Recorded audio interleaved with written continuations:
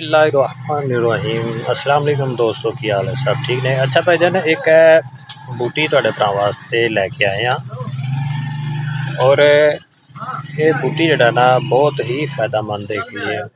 और इसका जड़ा ना बहुत ज़्यादा इस्तेमाल हो रहा है और ये जड़ा ना इंडिया की ज़मीन ते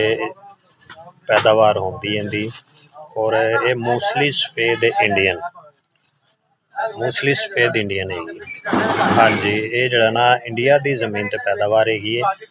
और इसका इस्तेमाल ये जड़ा ना बहुत ही ज़्यादा ताकत वाली है।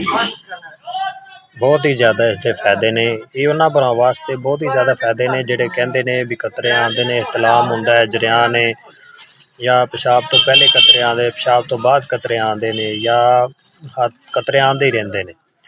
या मादा मोइना जड़ा ना वो पतला है, जरासीम कम ने, मनी दे विच पस सैल है,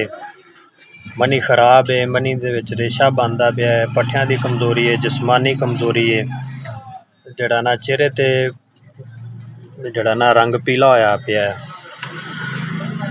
और जड़ा ना बिल्कुल ही जिसम कमज़ोर होया पिया है। ये उन्होंने भरा वास्ते बहुत ही खास मुफीद एक जड़ी बूटी हैगी है और इसका तरीका इस्तेमाल है भी इसनू जड़ा ना बिल्कुल पाउडर बना लेना, बिल्कुल पाउडर बना के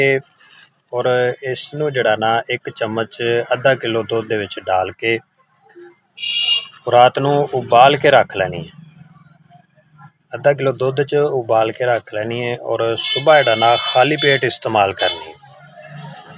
सुबह खाली पेट इस्तेमाल करो, इंशाअल्लाह इस ते जड़ा ना 15-20 दिनों के इस्तेमाल दे नाल बिल्कुल जेडे भाइयों नू कतरे आते ने,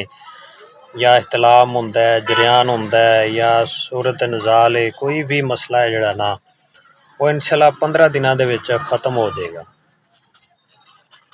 और 15 दिन जड़ा ना ये लाजमी इस्तेमाल करनी है और ये बिल्कुल ही जड़ा ना सस्ती बूटी है, ज़्यादा महंगी भी नहीं है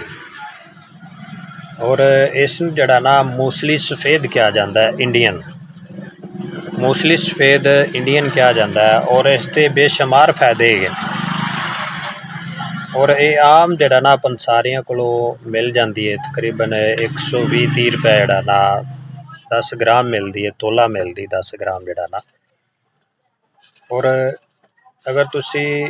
इनू इस्तेमाल करोगे तो इंशाअल्लाह तुहानू मर्दाना ताकत, जरियान, इहतलाम, कतरे आना, पेशाब तो पहले कतरे आना या पेशाब तो बाद कतरे आना, ये उन्होंने वास्ते जड़ा ना बहुत ही मुफीद जड़ी बूटी हैगी है और ये जड़ा ना बहुत ज़्यादा मुगलज़ा विच इस्तेमाल की जाती है। जेडे ना आम हकीम ज़रात जेडे मुगलज़ बनाते हैं उन्होंने बहुत ज़्यादा इस्तेमाल की जाती है और इसके बेशुमार फायदे है, अनगिनत फायदे है इसके। सिर्फ जड़ा ना रात नू तुसी दुध दे विच उबाल के एक चम्मच अगर तुसी पांदे हो तो अद्धा किलो दुध होना चाहिए और बाद दोस्त जड़ा ना वो दुध की खीर बना के नहीं खाते क्योंकि गाढ़ा लवाब जब बन जाता है, बिल्कुल गाढ़ा हो जाता है। हाँ जी, अगर तुसी इस तरह भी इस्तेमाल करना चाहो तो ये जड़ा ना 5 तोले मूसली और 50 ग्राम जड़ा ना मिश्री लैके दोनों चीज़ों बिल्कुल बरीक पीस के पाउडर बना के सुबह खाली पेट जड़ा ना खाने तो 1 घंटा पहले इस्तेमाल करो और जड़ा ना हर तरह के फायदे वास्ते जड़ा ना